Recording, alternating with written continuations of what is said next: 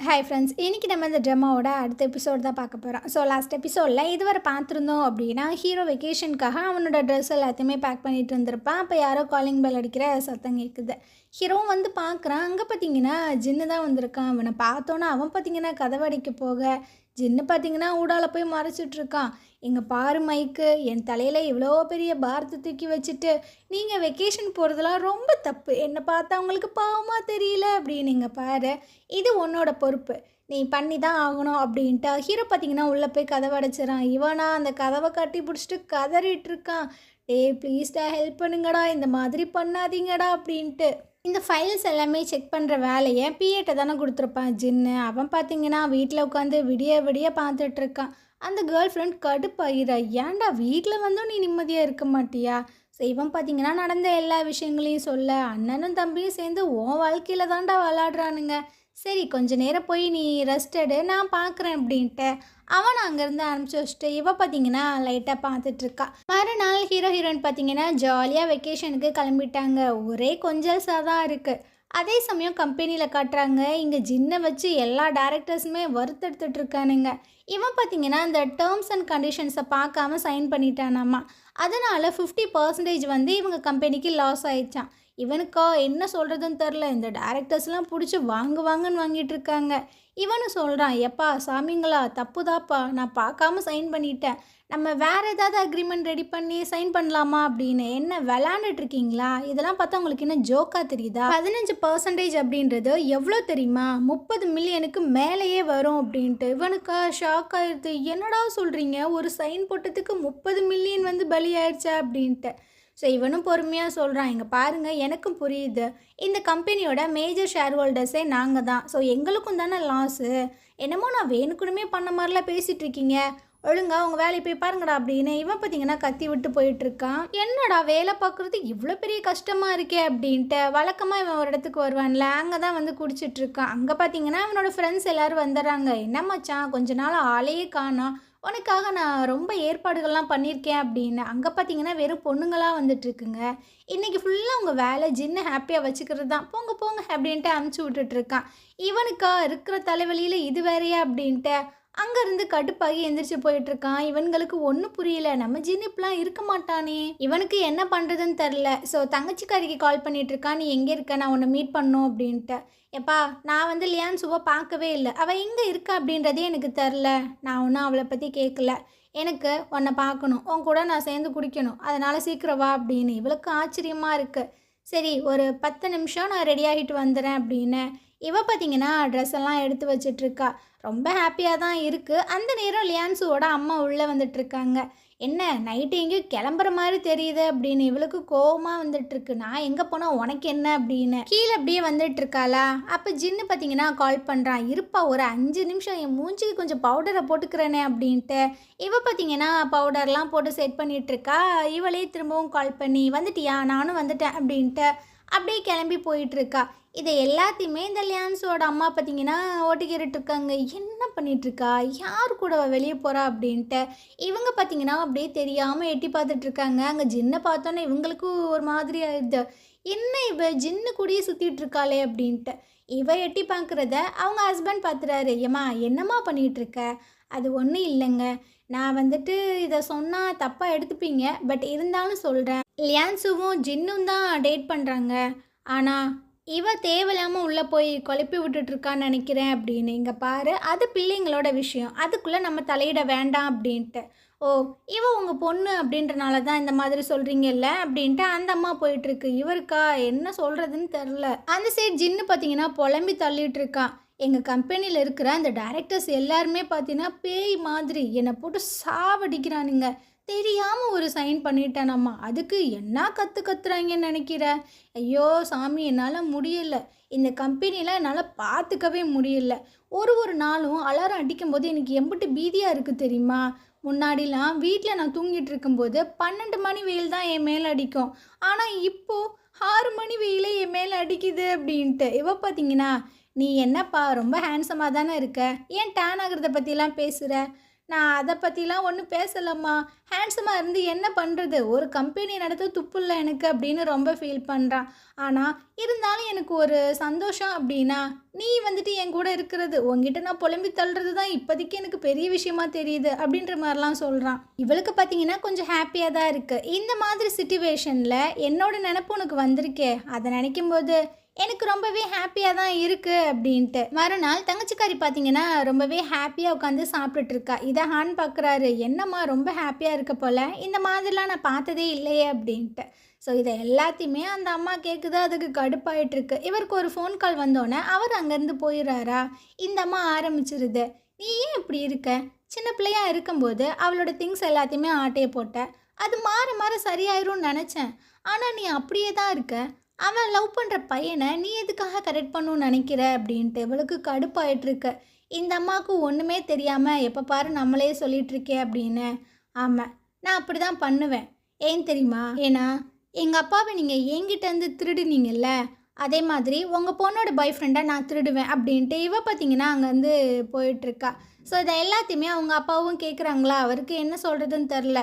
பார்த்தீங்களா அவள் என்கிட்ட எவ்வளோ ரூடாக பேசுகிறான்னு பார்த்தீங்களா, நானும் அவளுக்கு ஒரு அம்மாவாக இருக்கணும்னு தான் நினைக்கிறேன், ஆனால் அவள் என்ன ஒரு ஃபேமிலி மெம்பரை கூட எடுத்துக்க மாட்டா அப்படின்ட்டு இவங்க போய் ரொம்ப ஃபீல் பண்ணிகிட்டு இருக்காப்புல. இவருக்கும் என்ன சொல்கிறதுன்னு தெரில.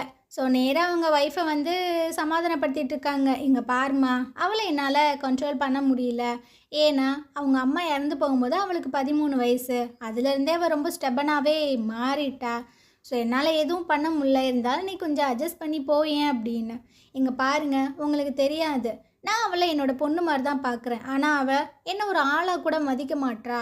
என்னோடய சொந்த பொண்ணுமே என்னை புரிஞ்சுக்கறல, நான் என்ன பண்ணேன் அப்படின்ட்டு பயங்கரமாக அழுதுட்டுருக்கு. இவங்க என்ன தப்பு பண்ணாங்க அப்படின்றதெல்லாம் உங்களுக்கு புரியாது போல். இவங்க வந்துட்டு சொல்கிற பேச்சா மற்றவங்க கேட்டு நடக்கணுமா, என்ன ஒரு ஒஸ்ட்டான என்னன்னு பாருங்கள். இவரும் பார்த்தீங்கன்னா முடிஞ்ச அளவு ஆறுதல் பண்ணிகிட்ருக்காரு. அந்த சைடு ட்ரிப்பு வந்து நம்ம ஹீரோயினை காட்டுறாங்க. இவங்க பார்த்தீங்கன்னா பயங்கரமாக என்ஜாய் பண்ணிகிட்ருக்காங்க. ஹீரோயின் அந்த வியூவெல்லாம் பார்க்குறா, அவளுக்கு ரொம்பவே பிடிச்சிருக்கு. ஹீரோ வந்து கேட்குறான், என்ன உனக்கு ரொம்ப பிடிச்சிருக்கா? ஆமாம் ஆமாம், ரொம்ப பிடிச்சிருக்கு. இது மாதிரி நம்ம நிறைய ட்ரிப்பு போகலாமா? போகலாம், ஆனால் அது நீ நடந்துக்கிற விதத்தை பொறுத்து அப்படின்ட்டு. ஸோ இவ பார்த்தீங்கன்னா அப்படியே கிஸ் பண்ண வரா, நான் தரமாட்டேனே அப்படின்ட்டு ஓடிட்டுருக்காளா. இவன் பார்த்தீங்கன்னா சிரிச்சிட்ருக்கான், ஆனால் போனவ திரும்ப வந்து கிஸ் பண்ணிகிட்ருக்கா. ரொம்பவே தேங்க்ஸ், இப்போல்லாம் நான் ரொம்ப ஹாப்பியாக இருக்கேன் அப்படின்னா அது ஒன்றால் மட்டும்தான் அப்படின்ட்டு அவள் அங்கேருந்து ஓடிட்டுருக்கா. இவனுக்கு இதுவே போதுமே நம்மளுக்கு அப்படின்ற மாதிரி தான் இருக்குது. இதுக்கப்புறம் பார்த்தீங்கன்னா போட்டில் ஒரு ரைட் மாதிரி போயிட்டுருக்காங்க. ஹீரோயின் வந்து கத்திட்டுருக்கா, நான் இப்போ தாண்டா ரொம்ப ஹாப்பியாக இருக்கேன், அந்த ஆஃபீஸில் போய் உட்காந்து வேலை பார்த்து கண்டவனு வந்து என்னை திட்டமாட்டான் அப்படின்ட்டு இவ பார்த்தீங்கன்னா பயங்கரமாக என்ஜாய் பண்ணிகிட்ருக்கா. அப்போது ஹீரோ வந்து கேட்குறான், நீ ஜின்னு கூட இருக்கும்போது எந்த மாதிரி விஷயங்கள்லாம் பண்ணுவேன், ஏன்டா அது திடீர்னு கேட்குற? ஏன்னா நான் உன்னோட பாஸ்ட்டோட இன்வால்வ் ஆகணும்னு நினைக்கிறேன், அதுதானே வா அப்படின்ட்டு இப்போ பார்த்தீங்கன்னா ஒரு ஷாப்பிங் மால் கூப்பிட்டு வந்திருக்கா. நேராக இந்த ஸ்கூல் யூனிஃபார்ம் இருக்கும்ல, அதெல்லாம் எடுத்து கொடுத்துட்ருக்கா. அவன் பார்க்குறான், ஏம்மா என்ன பண்ணிகிட்ருக்க, எனக்கு தான் வயசாயிடுச்சு, நீ தானே சொன்ன என்னோட பாஸ்ட்டோட இன்வால்வ் ஆகணும் அப்படின்னு, அதுக்காக தான் போ இந்த ட்ரெஸ் எல்லாம் போட்டு வா அப்படின்ட்டு இவனை போய் போட்டு வரான். அது பார்த்திங்கன்னா பத்தவே இல்லை, ரொம்ப டைட்டாக இருக்குது. இருந்தாலும் பார்த்திங்கன்னா விடுற மாதிரி இல்லை, மண்டையில் ஒரு பேண்டை போட்டு விட்டுட்டு ஸோ பயங்கரமாக பார்த்து சிரிச்சிட்ருக்கா. இவனுக்கா என்ன நீ கோமாளி மாதிரியே மாற்றிட்டுருக்கியா அப்படின்ற மாதிரி பார்க்குறான். இருந்தாலும் என்ன பண்ணுறது, கேர்ள் ஃப்ரெண்ட் ஆச்சே, அவள் ஆசையை நிறைவேற்றணும்ல, அதனால் இதே ட்ரெஸ்ஸோட பார்த்திங்கன்னா வளைச்சி ஃபோட்டோஸ் எல்லாம் எடுத்துகிட்டு இருக்காங்க. ரொம்ப ஹாப்பியாகவே ஃபீல் பண்ணுறாங்க. சரி வா, இதுக்கப்புறம் நம்ம ஸ்கேட்டிங் போகலாம், அது செம்ம ஃபன்னாக இருக்கும் அப்படின்னு ஹீரோவை இழுத்துட்டு வந்துட்டுருக்கா. இவன் பார்த்திங்கன்னா காலில் இந்த பேப்பரெல்லாம் சுற்றிட்டு இருக்கான், ஏன்னா அந்த ஷூவெல்லாம் போட்டு ஸ்கேட் பண்ணும்ல, அதுக்காக தான்.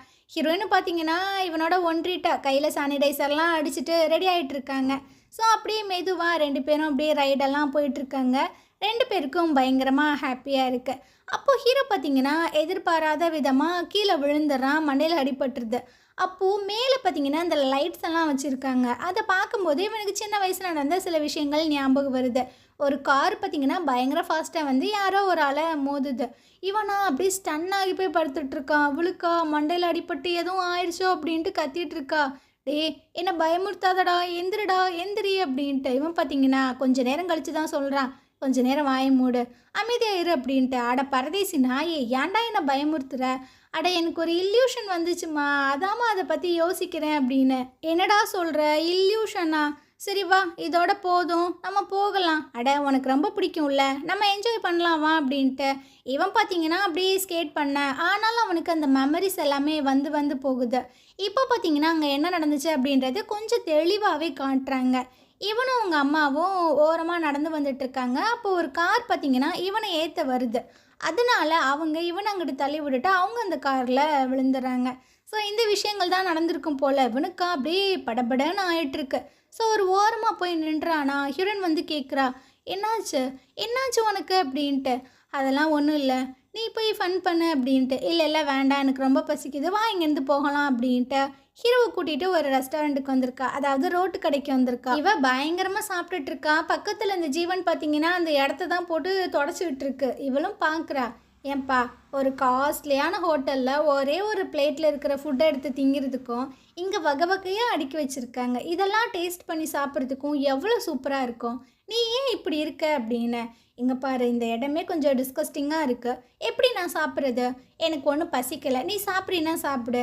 நீலாம் மனுஷ ஜென்மமே கிடையாது தெரியுமா, எங்கேயோ இருந்து தப்பிச்சு வந்த ஏலியன் நான் நினைக்கிறேன் அப்படின்ட்டு. ஹீரோ அப்படியே பார்க்குறான், என்னப்பா இப்படி பார்க்குற அப்படின்ட்டு அவனை டச் பண்ண அவன் பார்த்தீங்கன்னா பதறிட்டு இருக்காங்க. பாரு என்னெல்லாம் இப்படி டச் பண்ணிகிட்டு இருக்காத அப்படின்ட்டு. ஸோ இவன் பார்த்தீங்கன்னா இவனுக்கு நடக்கிற விஷயங்களை சொல்கிறான். இங்கே பாரு யாராவது என்கிட்ட போய் சொன்னாங்க அப்படின்னா என்னோடய பாடி வந்து ரொம்பவே ரியாக்ட் ஆகும் அப்படின்னு.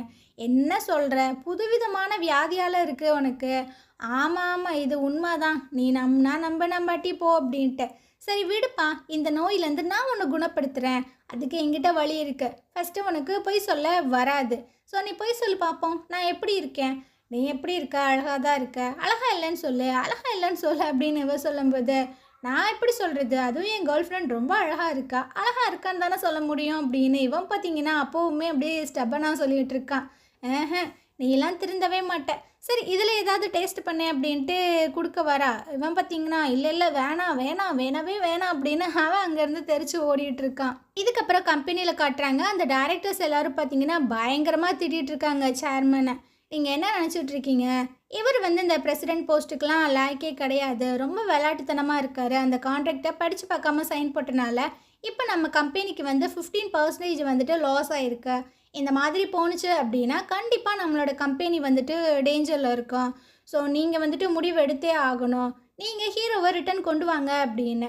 இவன் பார்த்தீங்கன்னா நான் இதை அக்ரி பண்ணுறேன்னு கையை தூக்க அந்த சேர்மன் பார்த்து முறைச்சிட்ருக்கு. ஸோ இந்த இடத்துல இந்த எபிசோடு முடியுது. நாளைக்கு நம்ம அடுத்த எபிசோட் பார்க்கலாம். இந்த ட்ராமா உங்களுக்கு பிடிச்சிருந்தது அப்படின்னா கண்டிப்பாக நம்ம சேனலுக்கு சப்போர்ட் பண்ணுங்கள். தேங்க்யூ.